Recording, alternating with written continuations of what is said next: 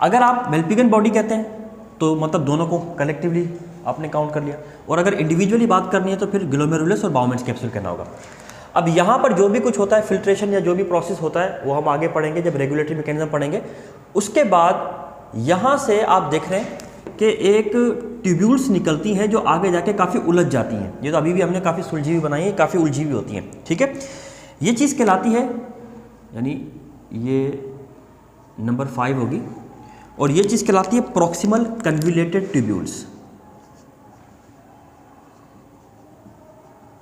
Proximal convoluted tubules, ठीक है। देखिए प्रॉक्सिमल कन्वुलेटेड ट्यूब्यूल, यहाँ पर भी एक ट्यूब्यूल मौजूद है जो कि डिस्टल कन्वुलेटेड ट्यूब्यूल कहते हैं। अब ये प्रॉक्सिमल और डिस्टल क्या होती है?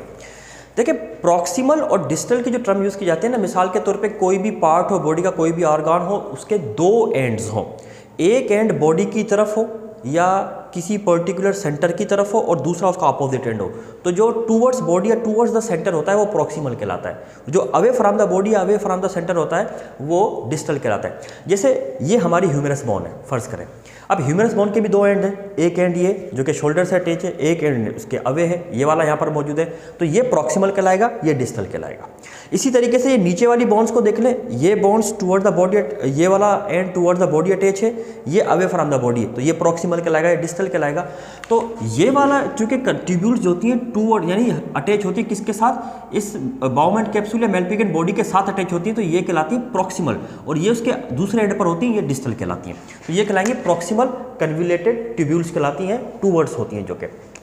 अब इसको प्रॉक्सिमल कन्वुलेटेड ट्यूब्यूल्स यानी ये उलझी हुई ट्यूब्यूल्स होती हैं, कन्वुलेटेड होती हैं, और प्रॉक्सिमल क्यों कहा जाता है उसकी भी मैंने आपको वजह बता दी।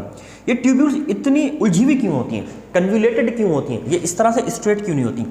असल में ये ट्यूब्यूल्स बहुत, इनकी लेंथ बहुत बड़ी होती है, और लेंथ बड़ी होने की वजह यह कि जो प्रोसेस इन ट्यूब्यूल्स में होगा उसका सरफेस एरिया बढ़ जाए। अब प्रोसेस क्या होगा अगले लेक्चर में डिस्कस करेंगे।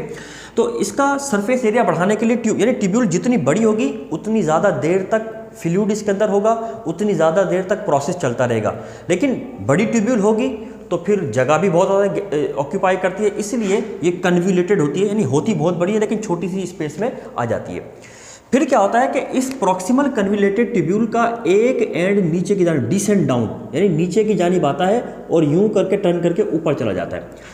अब ये जो पूरा का पूरा ये एक लूप बनाती है, यानी ये ट्यूब यहाँ से आकर यू शेप एक लूप बना लेती है।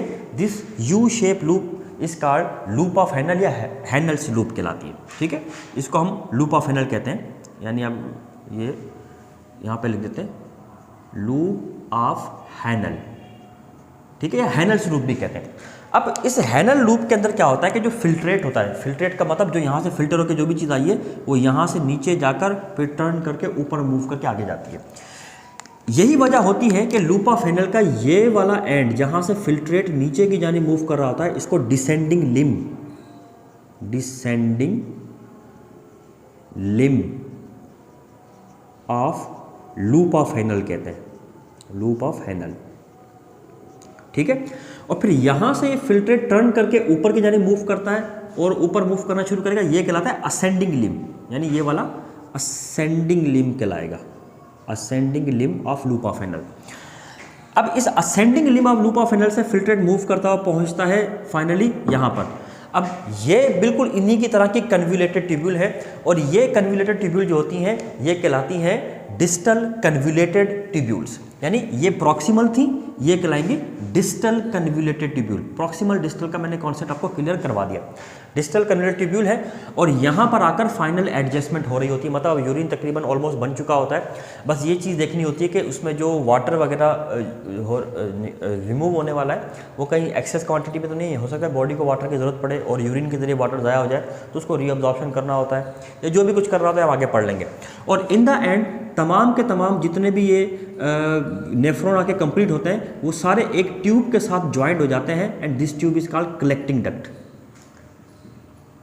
कलेक्टिंग डक्ट के साथ जाके सारे के सारे आपस में ज्वाइंट हो जाते हैं, और ज्वाइंट होने के बाद ये यूरिन इसमें कलेक्टिंग डक्ट में आ जाता है। फिर ये कलेक्टिंग डक्ट की ट्यूब जो आपस में मर्ज होती है और मर्ज होने के बाद ये सारा यूरिन बाहर निकलता है और बाहर निकलकर वो जो हमने पिछले लेक्चर में डिस्कस किया था ना कि पैरामिड्स होते हैं, उनकी टिप जो होती है वहाँ से यूरिन ड्रॉप बाय ड्रॉप निकलता है, वो ऐसे यूरिन यहाँ से आकर निकलता है।